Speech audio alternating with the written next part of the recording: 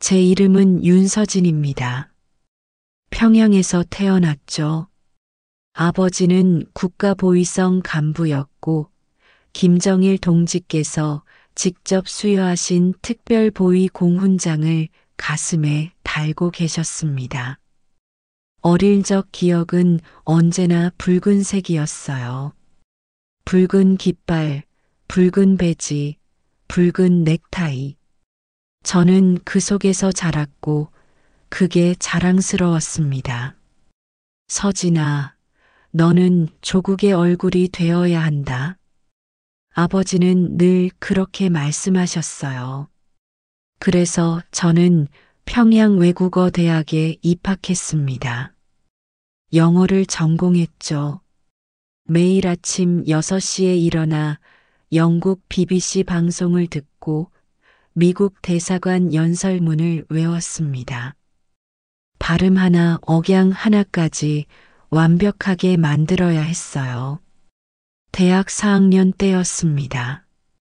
김일성 광장에서 열리는 국군의 날 행사에 통역요원으로 선발됐죠. 외국 귀빈들 앞에서 조선의 위대함을 통역하는 영광스러운 자리였어요. 당신은 정말 아름답군요. 조선의 장미 같습니다. 독일에서 온 경제사절단장이 그렇게 말했습니다. 저는 웃으며 고개를 숙였죠. 조국의 장미. 그 말이 마음에 들었어요. 행사가 끝나고 귀빈들을 호텔로 안내하는 길이었습니다. 광장 한쪽에서 군인 2명이 아이들을 끌고 가는 모습이 보였어요.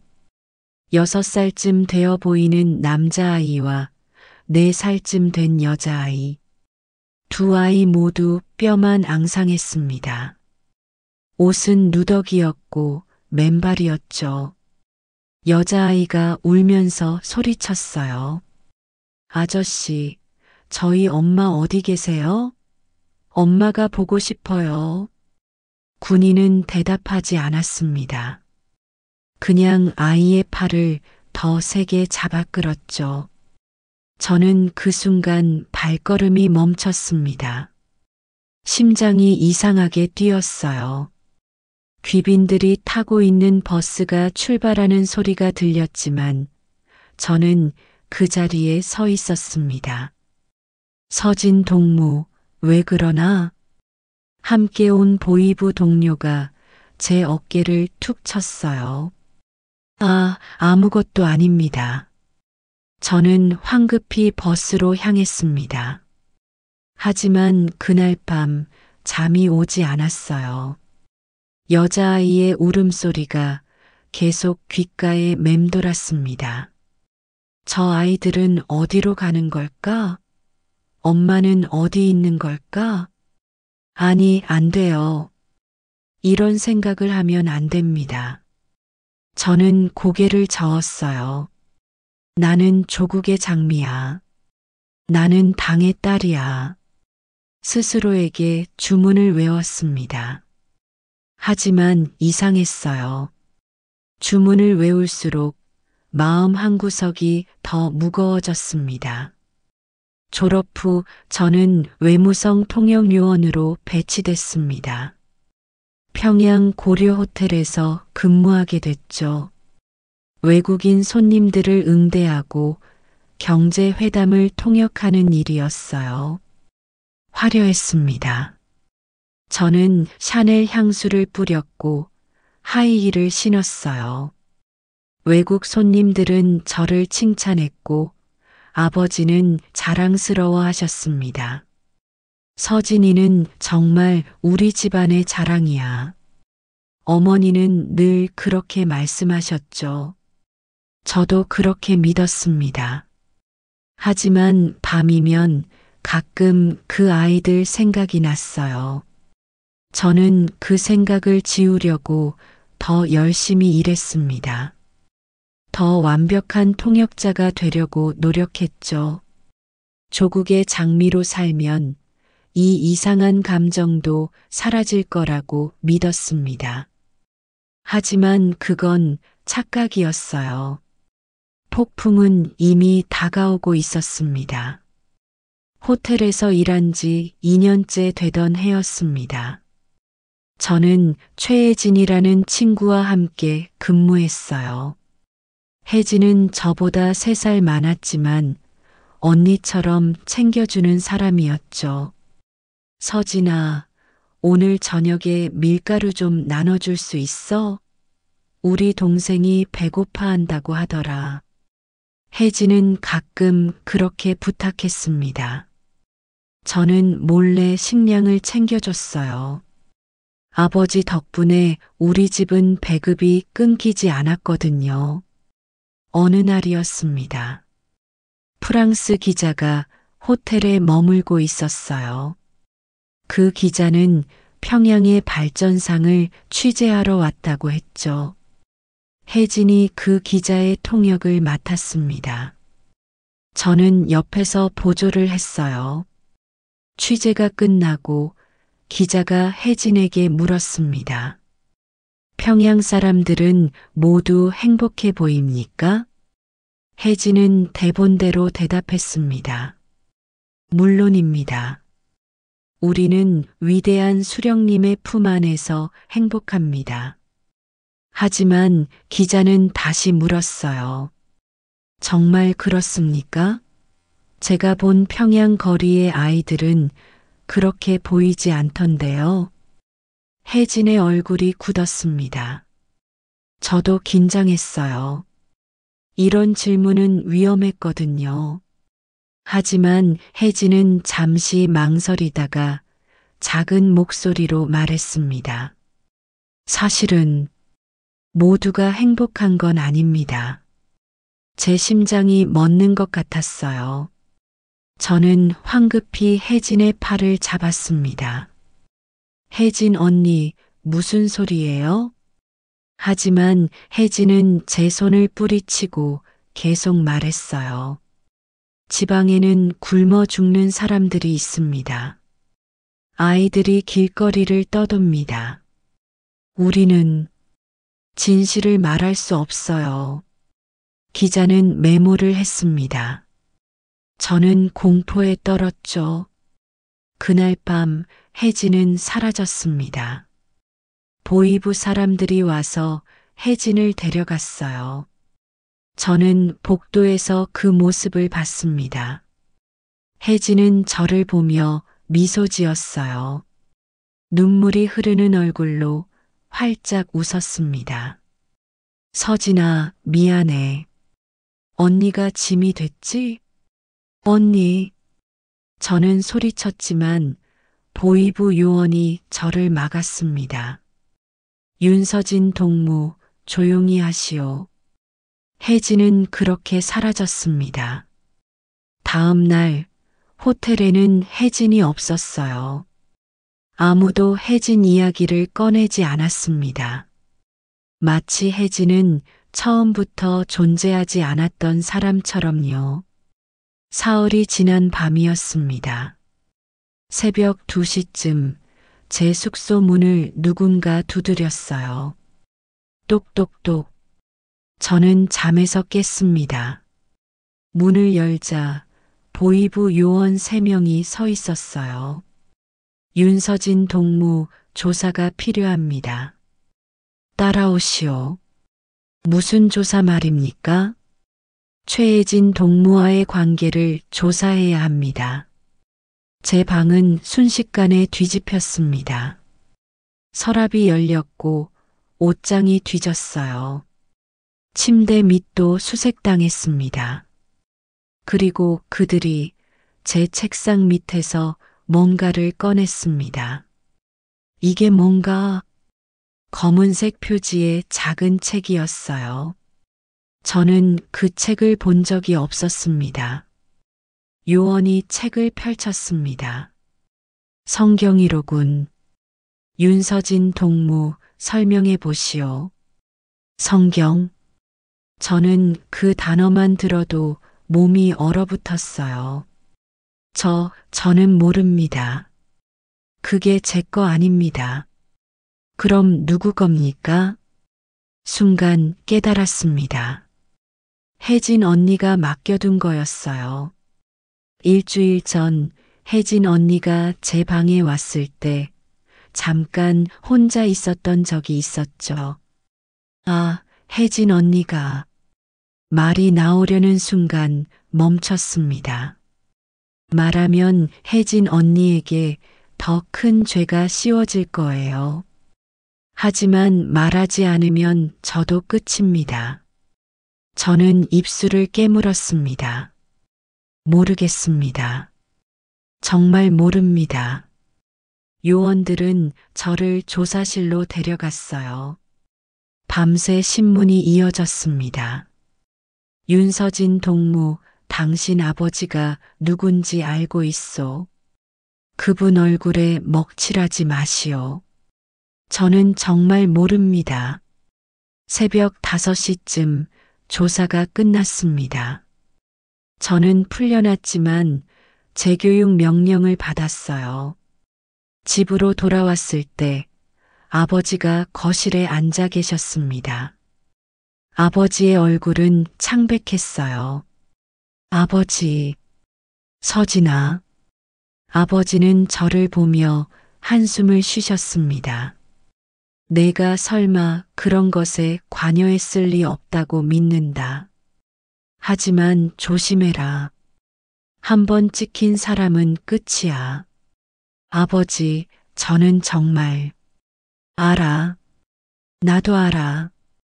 아버지는 제 머리를 쓰다듬으셨어요. 그 손길이 너무 무거웠습니다. 저는 그날 밤 처음으로 이 나라가 무서웠습니다. 충성이 아니라 공포가 저를 지배했어요. 혜진 언니는 진실을 말했습니다. 그리고 사라졌죠. 저는 어떻게 해야 할까요? 이 체제 속에서 저는 어떻게 살아야 할까요? 답은 없었습니다. 오직 두려움만이 남았어요. 재교육은 한 달간 이어졌습니다. 매일 아침 6시에 일어나 자아 비판을 써야 했어요.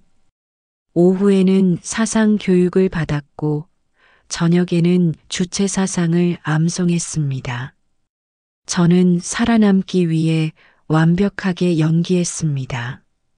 눈물을 흘리며 반성했고 큰 소리로 충성을 맹세했어요. 저는 당을 배신한 반동분자와 가까이 지낸 죄를 뉘우칩니다. 교육을 마치고 호텔로 복귀했을 때 모든 게 달라져 있었어요. 동료들은 저를 피했고 상사들은 저를 경계했습니다. 윤서진 동무 앞으로는 중요한 외빈 통역에서 제외되네. 저는 잡무를 맡게 됐습니다. 서류 정리, 짐 옮기기, 청소. 조국의 장미는 시들어 버렸어요. 그런데 한 달 뒤 뜻밖의 기회가 찾아왔습니다. 윤서진 동무, 급한 일이 생겼네. 유엔 산하 투자 회의에 참석하는 외빈이 오는데 통역자가 갑자기 아파서 못 온다네. 자네가 맡아줘야겠네. 저는 놀랐습니다.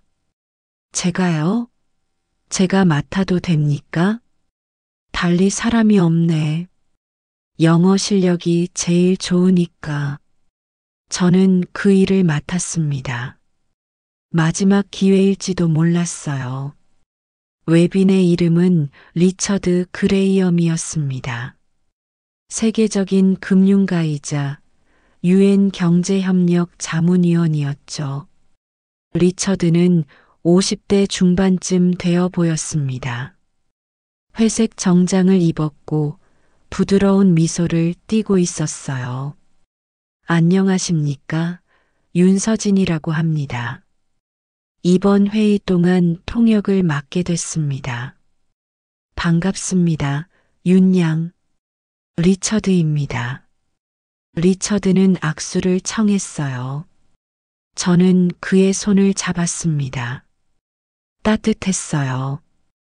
회의는 사흘간 진행됐습니다. 저는 완벽하게 통역했어요. 리처드는 만족스러워했습니다. 마지막 날 저녁이었습니다. 회의가 끝나고 리처드가 저를 불렀어요. 윤양, 잠깐 이야기할 수 있을까요? 네, 말씀하십시오. 당신은 정말 뛰어난 통역가입니다. 제가 만난 통역가 중 최고예요. 감사합니다. 저는 공손하게 고개를 숙였습니다. 리처드는 잠시 저를 바라보다가 조용히 말했습니다. 하지만 당신의 눈에서 두려움을 봤습니다. 제 심장이 멎었어요. 무슨 말씀이십니까? 당신은 뛰어난 재능을 가졌지만 그 재능이 두려움에 갇혀 있어요. 마치 새장 속의 새 같습니다. 저는 아무 말도 할 수 없었습니다. 리처드는 계속 말했어요. 하지만 동시에 당신 눈에서 지혜의 빛도 봤습니다. 그 빛은 꺼지지 않을 거예요.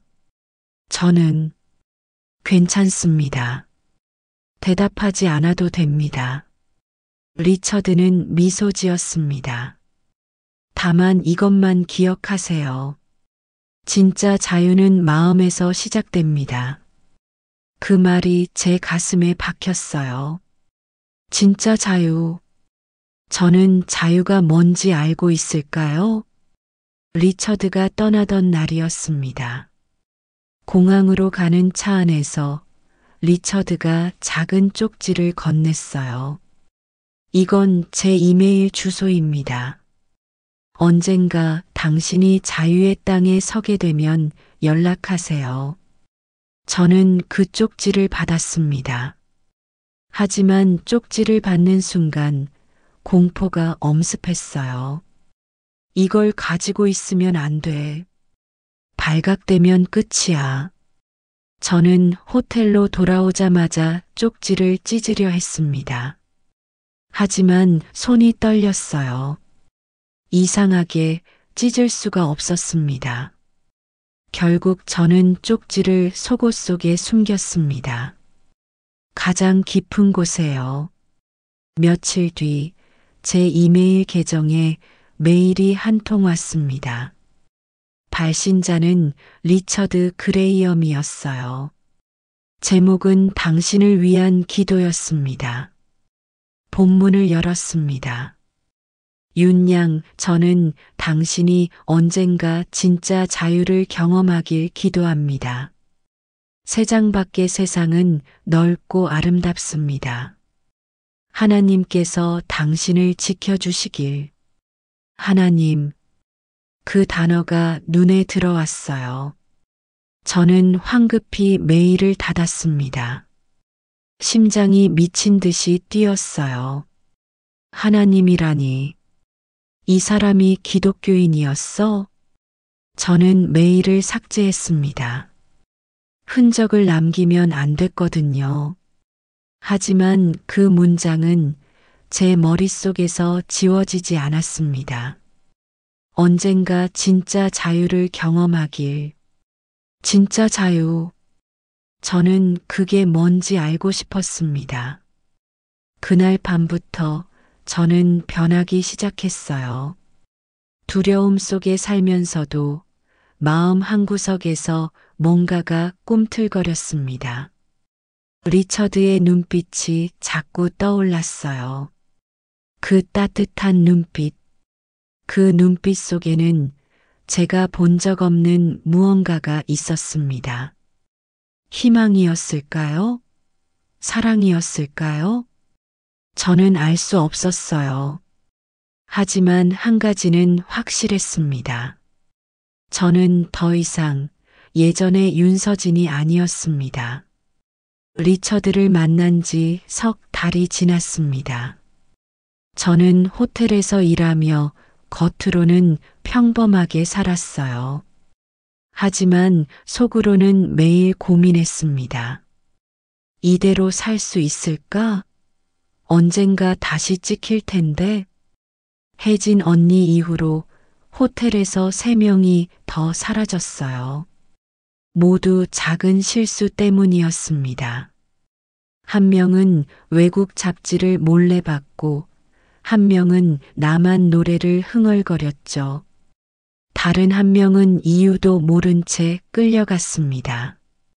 저는 매일 밤 악몽을 꿨어요. 제가 끌려가는 꿈이었습니다. 어느 날 결심했습니다. 나가야 해. 여기서 나가야 살 수 있어. 하지만 탈북은 쉬운 일이 아니었습니다. 저는 조심스럽게 정보를 모았어요. 호텔에 청소부로 일하는 아주머니가 있었습니다. 함경북도 출신이었죠. 아주머니, 두만강 근처가 고향이시라면서요? 응, 온성이야. 거기가 내 고향이지. 거기서 강 건너는 사람들 있나요? 아주머니는 제 얼굴을 빤히 쳐다봤어요. 서진아, 너 설마. 아니에요. 그냥 궁금해서요. 아주머니는 한숨을 쉬었습니다. 있지. 가끔 있어. 하지만 잡히면 끝이야. 온 가족이 끝나. 온 가족이 끝나. 그 말이 제 가슴을 찔렀습니다. 집에 돌아와 어머니 얼굴을 봤어요. 어머니는 저녁을 준비하고 계셨습니다. 서진아, 밥 먹어라. 네, 어머니. 밥을 먹으며 저는 어머니를 계속 쳐다봤습니다. 제가 떠나면 어머니는 어떻게 될까요? 아버지는요? 하지만 남아있으면 저는 어떻게 될까요? 고민은 2달 더 이어졌습니다. 그리고 결정적인 사건이 터졌어요. 아버지가 갑자기 좌천됐습니다. 당에서 숙청 작업이 있었고 아버지도 연루된 거였어요. 서진아, 우리 가족 이제 끝났다. 아버지는 그렇게 말씀하셨습니다. 술을 마시며 우셨어요. 저는 그날 확실히 알았습니다. 여기 남아 있어도 우리는 서서히 무너질 거예요. 저는 브로커를 수소문했습니다. 호텔 청소 아주머니를 통해서요. 한 달 뒤 브로커를 만났습니다. 중국 돈 5천 위안을 요구했어요. 보증은 못해. 잡히면 난 모르는 일이야. 알겠습니다. 저는 아버지 몰래 모아둔 돈을 전부 넘겼습니다.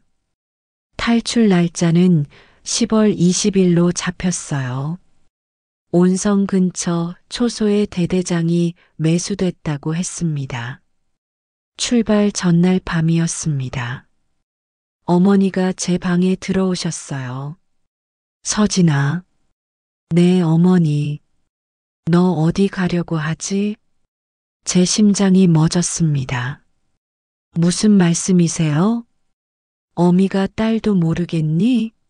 내 눈빛 보면 알아. 어머니는 제 손을 꽉 잡으셨어요. 어머니, 가거라. 네, 가. 여기 있으면 너도 죽는다. 내 아버지도 알고 있어. 눈물이 쏟아졌습니다. 어머니, 저 혼자 어떻게 가요? 어머니도 같이 가요. 안 돼. 내 아버지 혼자 두고 갈 수 없어. 그리고 나 같은 늙은이 데리고 가면 너만 위험해.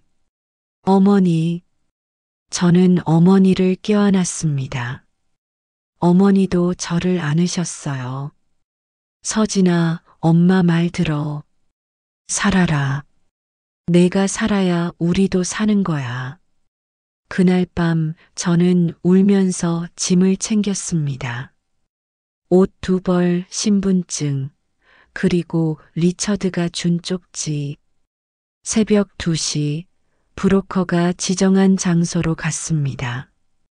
어둠 속에서 누군가 기다리고 있었어요. 윤서진이지? 네. 따라와. 조용히. 트럭을 타고 2시간을 달렸습니다. 온성 근처에 도착했어요. 여기서부터는 걸어가야 해. 강까지 30분. 저는 트럭에서 내렸습니다.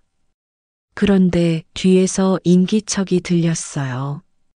돌아보니 어머니였습니다. 어머니? 서진아. 어머니는 숨을 헐떡이며 달려오셨어요. 어머니, 왜 여기까지? 너 혼자 보낼 수 없어서. 어머니는 제 얼굴을 쓰다듬으셨습니다. 엄마가 여기까지만 바래다 줄게. 그리고 너는 돌아보지 마. 절대로 돌아보지 마. 어머니, 강물 소리 들리지? 저기야. 가거라. 어머니는 저를 밀었어요. 저는 걷기 시작했습니다. 발이 떨어지지 않았어요. 하지만 걸어야 했습니다. 강이 보였습니다.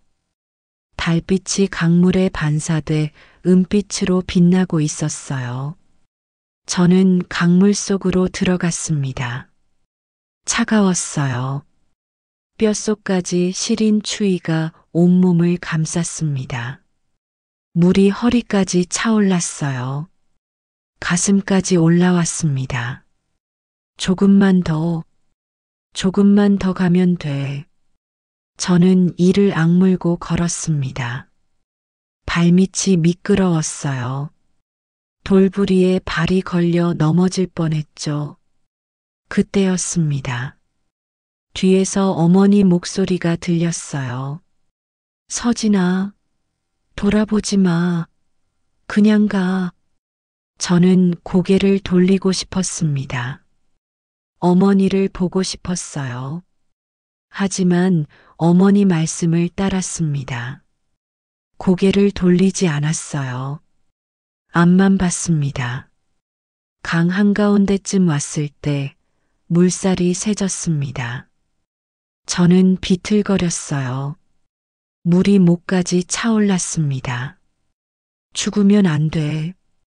여기서 죽으면 안 돼. 저는 필사적으로 헤엄쳤습니다. 팔과 다리를 움직였어요. 얼마나 지났을까요? 발에 땅이 닿았습니다. 중국 땅이었어요. 저는 강둑으로 기어 올랐습니다. 온몸이 젖어 있었고 추위에 떨었어요. 뒤를 돌아봤습니다. 강 건너편 북한 땅에 어머니가 서 계셨어요. 달빛 아래 어머니의 실루엣이 보였습니다. 어머니는 손을 흔들고 계셨어요. 저도 손을 흔들었습니다. 눈물이 멈추지 않았어요. 어머니, 소리쳤지만 강물 소리에 묻혔습니다. 어머니는 계속 손을 흔드셨어요. 그리고 천천히 돌아서셨습니다. 어머니의 뒷모습이 어둠 속으로 사라졌어요. 저는 그 자리에 주저앉았습니다. 온몸에서 힘이 빠졌어요. 어머니,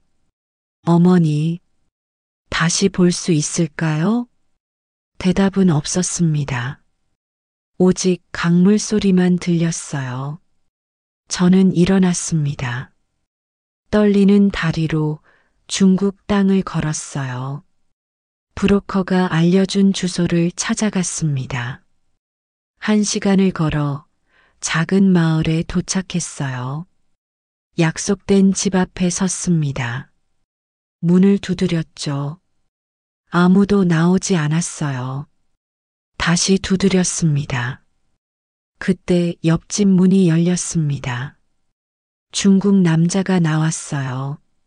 누구야? 저기, 조선 사람이구나. 여기 있으면 안 돼. 공안 온다. 남자는 문을 닫으려 했습니다. 제발요. 제발 도와주세요. 저는 울며 매달렸어요. 남자는 한숨을 쉬었습니다. 너 찾는 사람들 어제 공안한테 잡혀갔어. 여기 위험해. 빨리 가. 어디로 가요? 저 갈 곳이 없어요. 모르겠어. 나도 위험하단 말이야.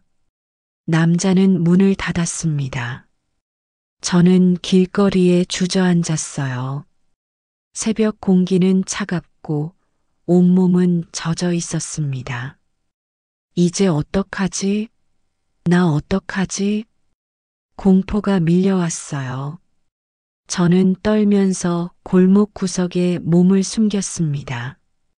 그렇게 밤을 보냈어요. 다음 날 아침 배가 고팠습니다. 하지만 움직일 수 없었어요. 중국어를 할 줄 몰랐고 돈도 없었습니다.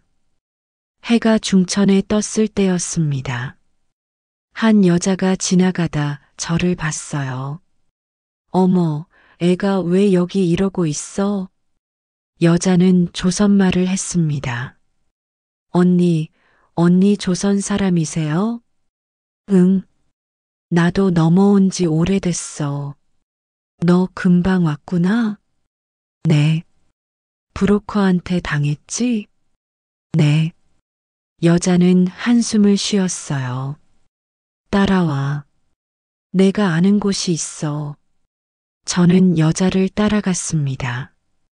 다른 선택지가 없었어요. 1시간쯤 걸었을까요? 작은 건물 앞에 섰습니다. 문패에 글자가 쓰여 있었어요. 단동 조선족교회. 여기가 뭐예요? 교회. 여기 목사님 부부가 우리 같은 사람들 도와줘. 교회. 저는 본능적으로 뒤로 물러섰습니다. 아니요, 저 여기 못 들어가요. 왜? 교회는 위험해요. 여자는 씁쓸하게 웃었습니다. 아직도 그렇게 생각하니? 여기는 북한 아니야. 교회가 제일 안전한 곳이야. 하지만 들어가기 싫으면 말고. 근데 너 갈 데 있어? 없었습니다. 저는 눈을 감았어요. 그리고 교회 문을 열었습니다. 문을 열자 따뜻한 공기가 느껴졌습니다. 난로가 켜져 있었어요. 작은 예배당이었습니다. 앞쪽에 십자가가 걸려 있었어요. 저는 그 십자가를 보는 순간 온몸이 얼어붙었습니다. 십자가, 사람들을 미혹하는 마귀의 상징. 북한에서 배운 대로였어요. 어서 오세요. 60대쯤 되어 보이는 할머니가 나오셨습니다. 따뜻한 미소를 띠고 계셨어요. 애가 새로 왔어요, 사모님. 저를 데려온 여자가 말했습니다. 어머, 이렇게 젖어서. 얼른 들어와. 감기 걸리겠어. 사모님은 제 손을 잡아 끌었어요. 저는 어쩔 수 없이 따라갔습니다. 작은 방으로 안내됐어요. 사모님은 수건과 마른 옷을 건네주셨습니다. 씻고 이거 입어. 옷은 좀 크지만 따뜻할 거야. 감사합니다. 저는 조심스럽게 받았습니다.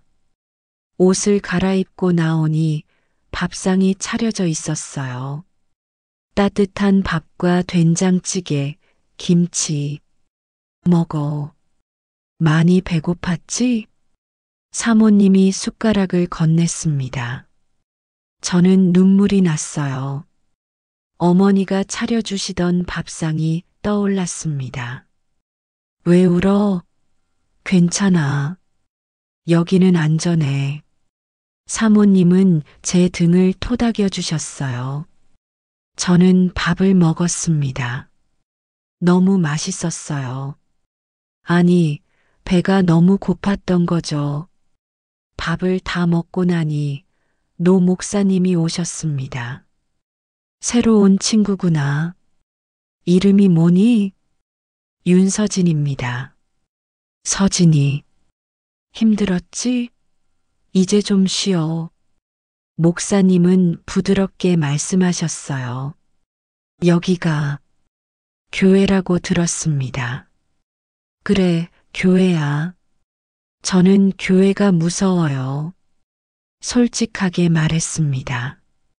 목사님은 놀라지 않으셨어요. 그럴 줄 알았어. 북한에서 배웠겠지. 교회는 나쁜 곳이라고. 네. 그럼 내 눈으로 직접 봐. 교회가 어떤 곳인지. 머물다가 나쁜 곳이면 떠나면 돼. 목사님은 강요하지 않으셨습니다. 저는 그날부터 교회에서 지냈어요. 다른 탈북자 여성 3명도 함께 있었습니다. 낮에는 교회 청소를 도왔고 저녁에는 함께 밥을 먹었어요. 밤에는 작은 방에서 잤습니다. 사흘째 되던 날이었습니다. 저녁 예배 시간이었어요. 서진아, 같이 예배 볼래? 사모님이 물으셨습니다. 저는 괜찮습니다. 그래, 억지로는 안 해. 근데 한 번만 들어와 봐. 무서우면 나가도 돼. 저는 망설이다가 예배당에 들어갔습니다. 뒤쪽 구석에 앉았어요. 목사님이 앞에 서셨습니다. 찬송가가 흘러나왔어요. 주 하나님 지으신 모든 세계. 저는 그 노래를 처음 들었습니다. 아름다운 멜로디였어요. 목사님이 성경을 펴셨습니다. 오늘은 요한복음 8장 말씀을 보겠습니다. 진리를 알지니 진리가 너희를 자유롭게 하리라. 자유. 그 단어에 제 귀가 열렸습니다. 여러분, 진짜 자유는 어디서 올까요? 돈에서? 권력에서? 아닙니다. 진짜 자유는 진리에서 옵니다. 그 진리가 바로 예수 그리스도십니다. 목사님은 조용히 말씀하셨어요. 탈북해서 오신 분들, 여러분은 육신의 자유를 얻었습니다. 하지만 마음의 자유는 어떻습니까? 두려움, 죄책감, 상처로 마음이 묶여 있지 않습니까? 제 가슴이 철렁했습니다. 맞는 말이었어요. 예수님은 그 모든 것에서 여러분을 자유롭게 하십니다.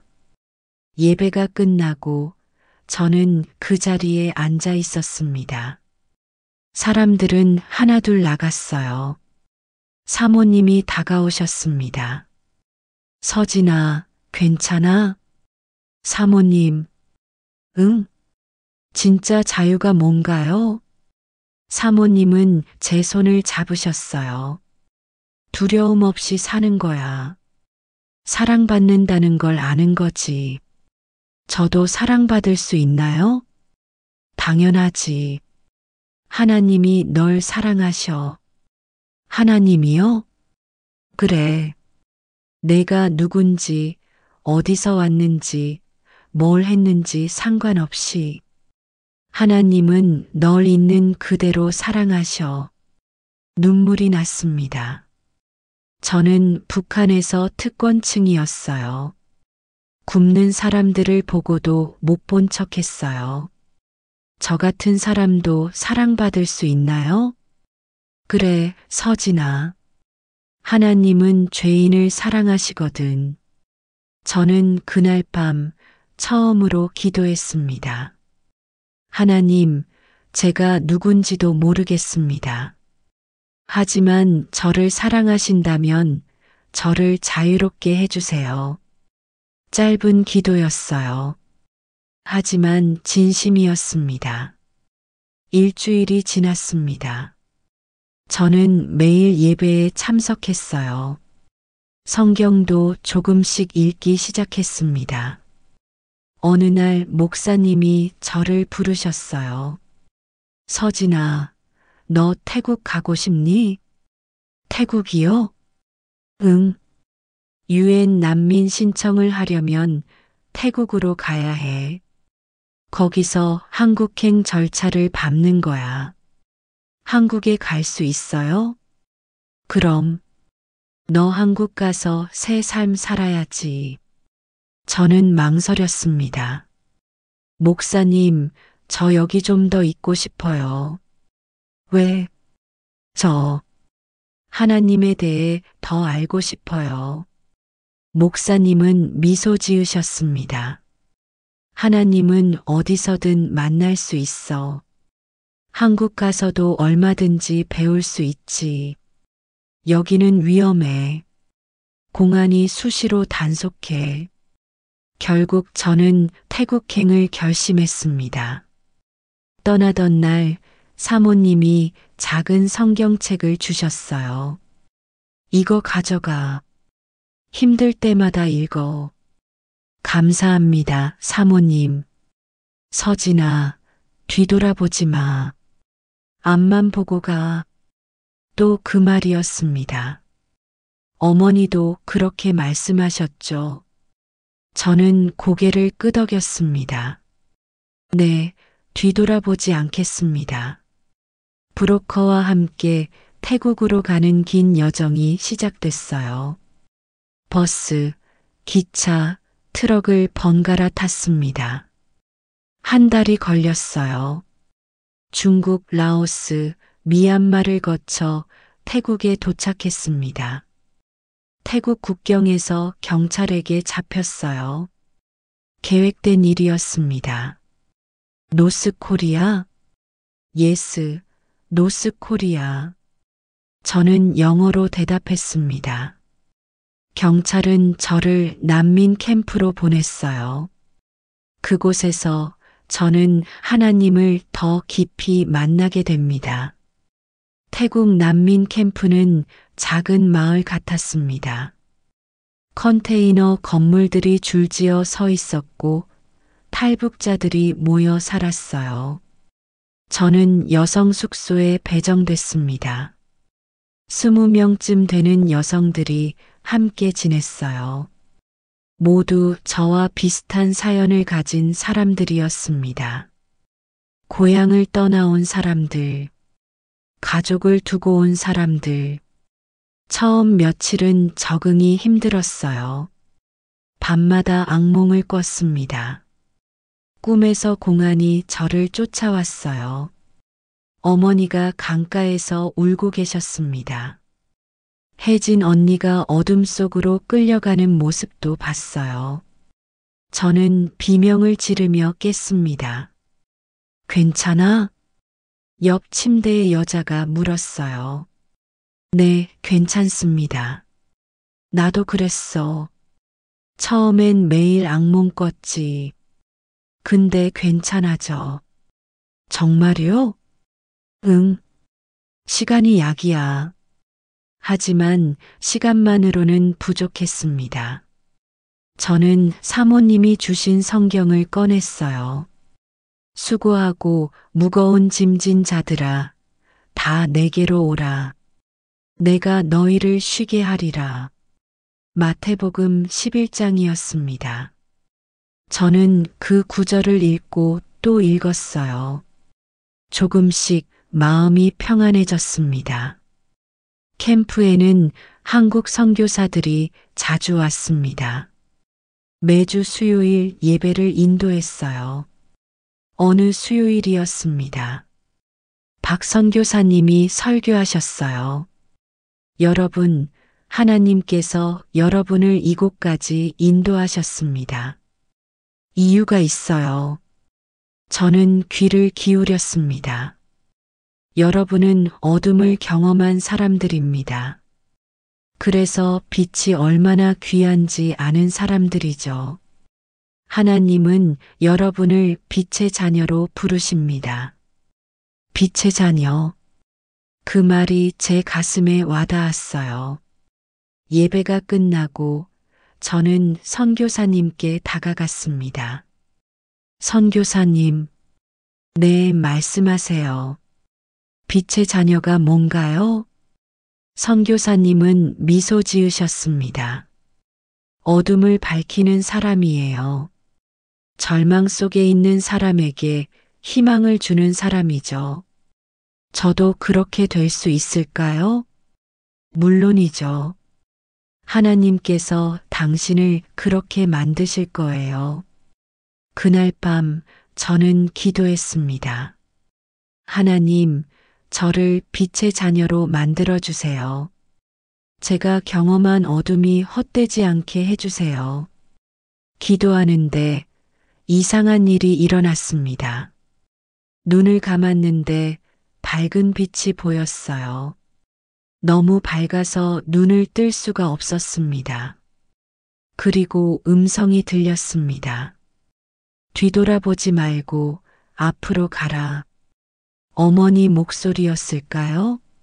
아니면 하나님 음성이었을까요? 저는 알 수 없었어요. 내가 본 어둠을 밝히는 빛이 되어라. 분명한 음성이었습니다. 저는 눈을 떴어요. 눈물이 흐르고 있었습니다. 뒤돌아보지 말고 앞으로 가라.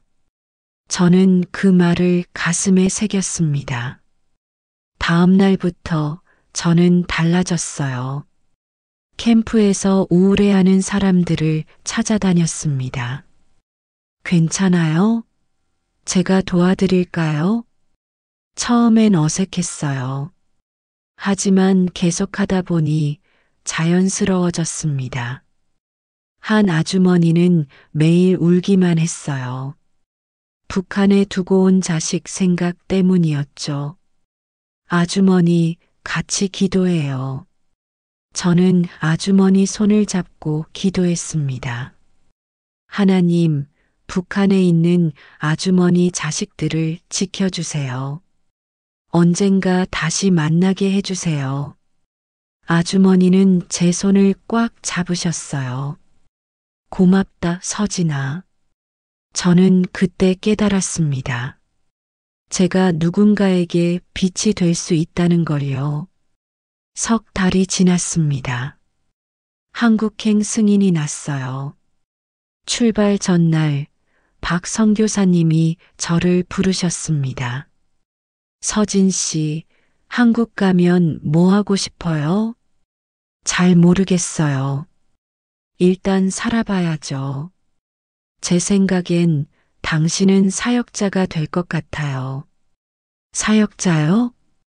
응. 복음을 전하는 사람이요. 당신 눈빛을 보면 알아요.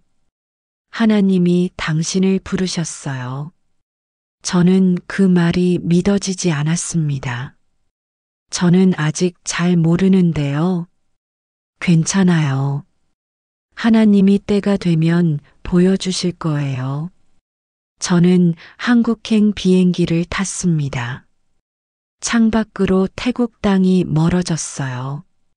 이제 시작이야. 새로운 삶. 저는 가슴이 두근거렸습니다. 두려움보다는 기대가 컸어요. 비행기가 인천공항에 착륙했습니다. 대한민국, 자유의 땅.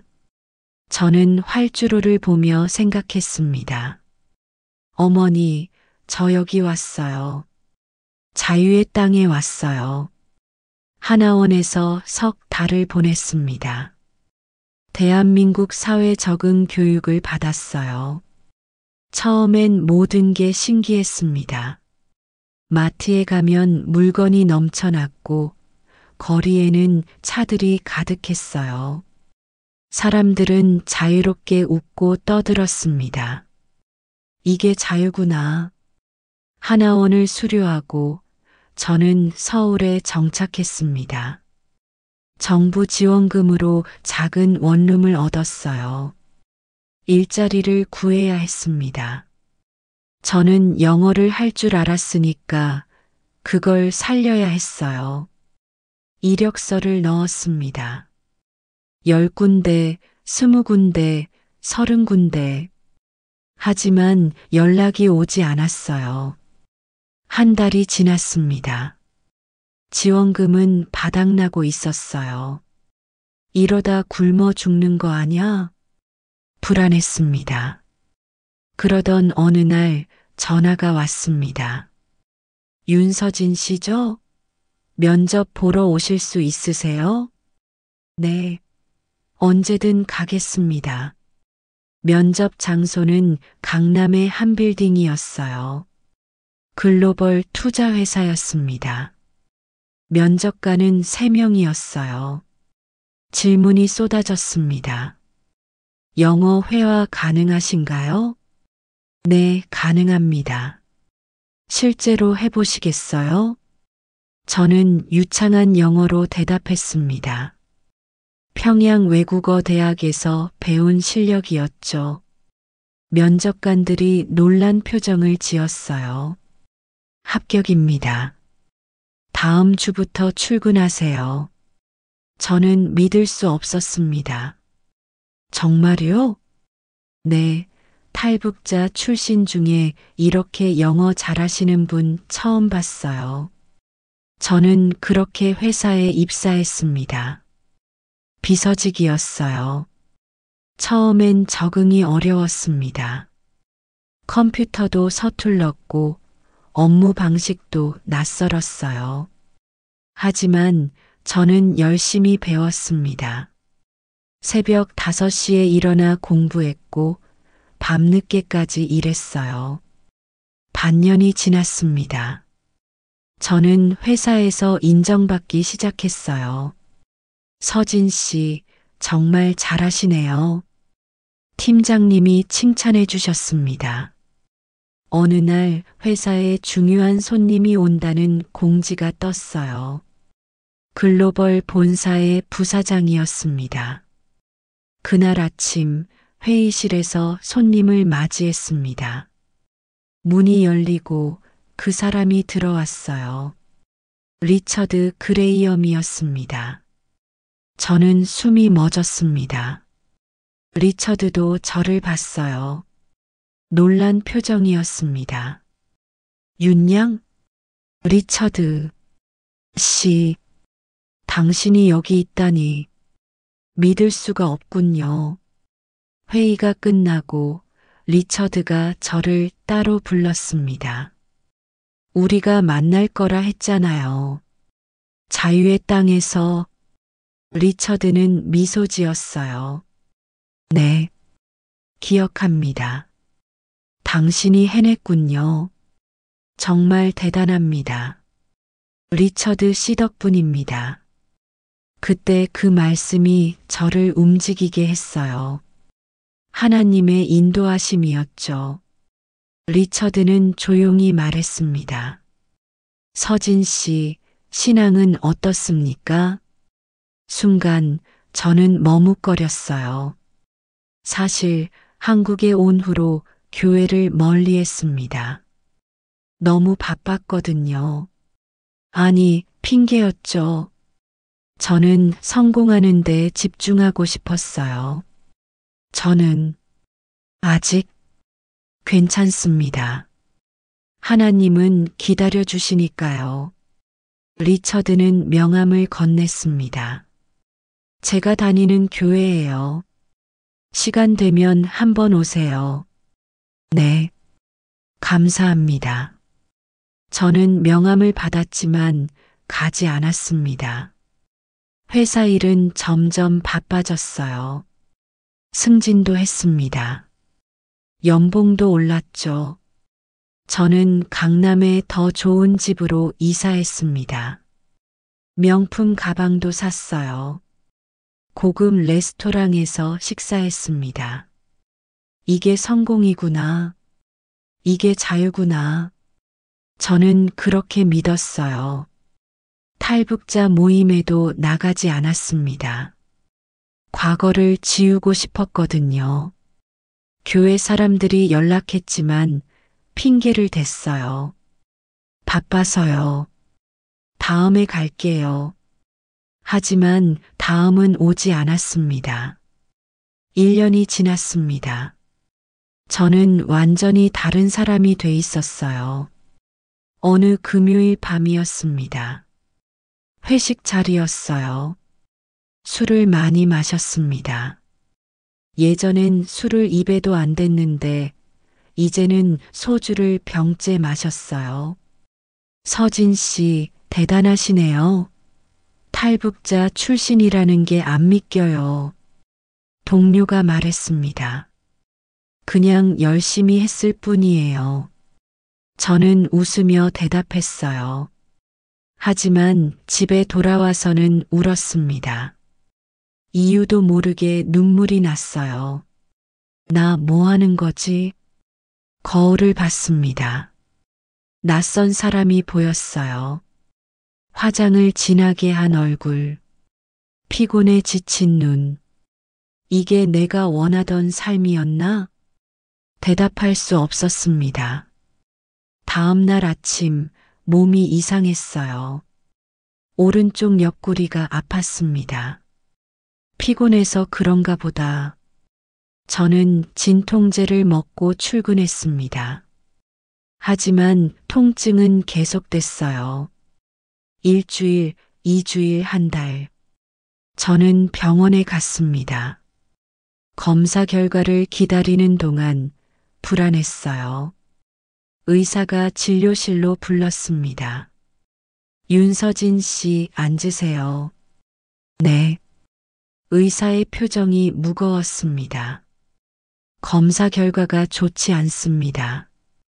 간 수치가 심각하게 높아요. 무슨 말씀이세요? 간부전입니다. 꽤 진행됐어요.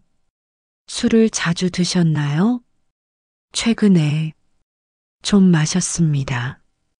과로도 심했던 것 같고요. 스트레스도 많이 받으셨죠? 저는 고개를 끄덕였습니다. 지금부터 철저히 관리하셔야 합니다. 안 그러면 1년 내로 간이 멈출 수 있어요. 1년. 그 말이 귀에 꽂혔습니다. 치료는 어떻게 하나요? 일단 약물 치료 시작하고 상태 지켜봐야죠. 최악의 경우 수술이 필요할 수도 있습니다. 저는 병원을 나왔습니다. 다리에 힘이 풀렸어요. 나 죽는 거야? 공원 벤치에 앉았습니다. 하늘을 봤어요. 하나님, 오랜만에 그 이름을 불렀습니다. 제가 잘못 살았나요? 대답은 없었습니다. 저는 집으로 돌아왔습니다. 서랍을 뒤졌어요. 태국 난민 캠프에서 받은 성경책이 나왔습니다. 먼지가 쌓여 있었어요. 성경을 펼쳤습니다. 사모님이 밑줄 쳐놓은 구절이 보였어요. 수고하고 무거운 짐진 자들아, 다 내게로 오라. 저는 성경을 안고 울었습니다. 하나님, 저 다시 돌아왔습니다. 제가 또 도망쳤어요. 밤새 울었습니다. 다음 날 리처드에게 전화했어요. 리처드 씨, 저예요. 윤서진입니다. 서진 씨, 오랜만이네요. 교회, 아직도 초대해 주실 수 있나요? 물론이죠. 이번 주 일요일에 오세요. 그 주 일요일, 저는 교회에 갔습니다. 예배가 시작됐어요. 찬양이 울려 퍼졌습니다. 놀라운 주의 은혜, 나 같은 죄인 살리셨네. 눈물이 쏟아졌습니다. 목사님이 설교하셨어요. 여러분, 하나님은 돌아오는 자를 기다리십니다. 멀리 떠나 있었어도 괜찮습니다. 돌아오면 됩니다. 저는 그 말을 듣고 확신했습니다. 하나님이 나를 기다리고 계셨구나. 예배 후 저는 목사님께 상담을 요청했어요. 목사님, 저 많이 아픕니다. 어디가요? 몸도 아프고 마음도 아파요. 제가 하나님을 떠나서 그런 것 같아요. 목사님은 제 손을 잡아주셨습니다. 서진 씨, 하나님은 당신을 사랑하십니다. 병도 치료해 주실 거예요. 정말요? 네, 믿으세요. 저는 그날부터 교회에 다시 나가기 시작했습니다. 하지만 병은 나아지지 않았어요. 오히려 악화됐습니다. 석 달이 지났습니다. 약물 치료는 효과가 없었어요. 의사가 말했습니다. 수술밖에 방법이 없습니다. 간 일부를 절제해야 해요. 수술하면 나아지나요? 보장은 못합니다. 하지만 안 하면 더 위험해요. 저는 수술을 결정했습니다. 수술날이 다가왔어요. 전날 밤 저는 기도했습니다. 하나님, 무섭습니다. 하지만 제 삶을 맡깁니다. 수술 당일 아침이었습니다. 교회 사람들이 병원에 왔어요. 리처드도 왔습니다. 서진 씨, 기도할게요. 감사합니다. 모두 둥글게 모여 손을 잡았습니다. 하나님, 서진 씨를 지켜주세요. 의사의 손을 인도하시고 수술이 잘 되게 하소서. 저는 눈물을 참았습니다. 수술실로 들어갔어요. 차가운 수술대에 누웠습니다. 간호사가 링거를 꽂았어요. 의사가 말했습니다. 긴장 풀으세요. 곧 마취 들어갑니다. 선생님, 네, 제가 살 수 있을까요? 의사는 잠시 망설이다가 대답했습니다. 최선을 다하겠습니다. 마취제가 들어왔어요. 의식이 흐려졌습니다. 눈을 감는 순간 속삭였어요. 하나님, 제가 또 도망쳤습니다. 성공에 취해서 당신을 잊었어요. 목이 메었습니다. 하지만 이번엔 돌아가겠습니다. 제발 저에게 기회를 주세요. 완전히 잠들었습니다. 꿈을 꿨어요. 아니, 환상이었을까요? 밝은 빛이 보였습니다. 그 빛 속에서 누군가 걸어왔어요. 어머니였습니다. 어머니, 저는 달려갔습니다. 하지만 어머니는 손을 저으셨어요. 서진아, 아직은 안 돼. 내가 할 일이 남았어. 어머니, 보고 싶었어요. 나도 보고 싶었다. 하지만 너는 돌아가야 해. 어디로요? 세상으로. 내가 경험한 어둠을 밝힐 사람이 필요해. 어머니는 미소 지으셨습니다. 엄마는 괜찮아. 너는 뒤돌아보지 말고 앞으로 가라. 빛이 더 밝아졌습니다. 어머니의 모습이 사라졌어요. 저는 눈을 떴습니다. 회복실이었어요. 천장이 보였습니다. 간호사가 다가왔어요. 윤서진 씨, 깨셨어요? 수술 잘 끝났어요. 제가 살았어요? 네, 살아계세요. 저는 울음을 터뜨렸습니다. 감사합니다, 하나님. 감사합니다. 병실로 옮겨졌어요. 창밖을 봤습니다. 눈이 내리고 있었어요. 하얀 눈. 새로 시작하라는 거구나. 저는 그렇게 생각했습니다.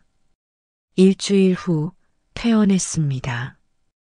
회사에 사직서를 냈어요. 서진 씨, 왜요? 잘하고 계셨잖아요. 제가 할 일이 따로 있는 것 같아요. 저는 미소 지었습니다. 회사를 나오며 가벼웠어요. 명품 가방도 고급 아파트도 필요 없었습니다.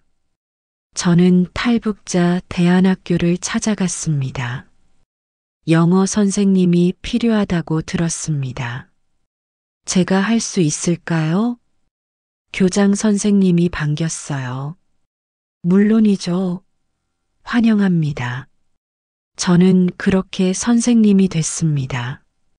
아이들을 가르쳤어요. 북한에서 온 아이들, 중국에서 온 아이들, 모두 상처를 안고 있었습니다. 선생님, 저희도 성공할 수 있을까요? 한 아이가 물었어요. 물론이지. 너희는 할 수 있어. 선생님도 북한에서 오셨어요? 응, 선생님도 너희처럼 힘들었어. 아이들 눈이 반짝였습니다. 그럼 저희도 희망이 있네요. 저는 아이들을 안아주었어요. 희망은 항상 있단다. 하나님이 함께 계시니까. 저는 주말마다 북한 선교 세미나에 참석했습니다. 제 이야기를 나눴어요. 저는 장군의 딸이었습니다. 특권층이었죠. 하지만 그 모든 것이 무너졌어요. 사람들이 귀 기울였습니다. 탈북 과정에서 하나님을 만났습니다. 그분이 저를 살리셨어요. 눈물을 흘리는 사람들이 보였어요. 한국에 와서는 성공에 취했습니다. 하나님을 잊었죠. 그리고 병이 왔어요. 저는 숨을 깊이 들이마셨습니다. 하지만 하나님은 저를 포기하지 않으셨습니다. 다시 기회를 주셨어요. 지금 저는 행복합니다. 명품도 높은 연봉도 없어요. 하지만 진짜 자유를 누리고 있습니다. 박수가 터져 나왔습니다. 어느 일요일 예배였습니다. 찬양팀이 노래했어요. 십자가 그 사랑 멀리 떠나 있었네. 저는 그 가사를 따라 불렀습니다. 이제는 주 안에 빛으로 살리. 눈물이 흘렀어요. 하지만 슬픈 눈물이 아니었습니다. 감사의 눈물이었어요. 예배 후 리처드가 저를 불렀습니다. 서진 씨, 정말 달라졌네요. 리처드 씨 덕분입니다. 아니에요. 하나님 덕분이죠. 리처드는 미소 지었어요. 평양에서 처음 당신을 봤을 때 알았어요. 하나님이 당신을 특별히 부르신 거라고. 저는 몰랐어요. 이제는 아시죠? 네, 이제는 압니다. 저는 고개를 끄덕였습니다. 저는 빛의 자녀입니다. 어둠을 밝히는 사람이요. 리처드가 제 어깨를 두드렸어요. 그래요, 서진 씨. 당신은 빛입니다. 집으로 돌아오는 길이었습니다. 한강을 걸었어요. 강물이 흐르고 있었습니다. 두만강이 떠올랐어요. 어머니가 서 계셨던 강둑. 그날 밤의 달빛. 어머니, 저 잘 살고 있어요. 바람이 불었습니다. 뒤돌아보지 않고 앞으로 가고 있어요. 강물은 대답하지 않았습니다. 하지만 저는 알았어요. 어머니가 들으셨다는 걸. 저는 하늘을 봤습니다. 별이 빛나고 있었어요. 하나님, 감사합니다. 저를 이끌어 주셔서, 저를 포기하지 않으셔서 기도했습니다. 이제 제 삶을 당신께 드립니다. 북한에 있는 사람들에게 복음을 전하는 일에 쓰임받게 하소서. 평안이 찾아왔어요. 진짜 자유였습니다. 권력의 심장에서 살던 제가 이제는 복음의 심장으로 살아갑니다. 조국의 장미가 아니라 하나님의 자녀로요. 앞으로 갈 길이 멉니다. 북한에는 아직도 어둠 속에 있는 사람들이 많아요. 하지만 저는 두렵지 않습니다. 하나님이 함께 계시니까요. 저는 오늘도 아이들을 가르칩니다. 간증을 나눕니다. 기도합니다. 그리고 언젠가 통일이 되는 날을 꿈꿉니다. 어머니를 다시 만나는 날을요. 그때 저는 어머니께 말씀드릴 겁니다. 어머니, 저 뒤돌아보지 않고 여기까지 왔어요. 이제 어머니께 복음을 전하고 싶어요. 그날이 올 때까지 저는 빛으로 살아갈 것입니다. 십자가의 사랑이 저를 일으켰으니까요. 이것이 제 이야기입니다. 윤서진, 어느 장군의 딸이 만난 진짜 자유의 이야기입니다. 오늘도 은혜의 이야기를 들어주셔서 감사합니다. 은혜의 이야기가 널리 퍼질 수 있도록 좋아요, 구독과 알림 설정을 해주세요. 그리고 주변에 공유도 부탁드립니다. 오늘도 은혜 가득한 하루 되세요. 고맙습니다.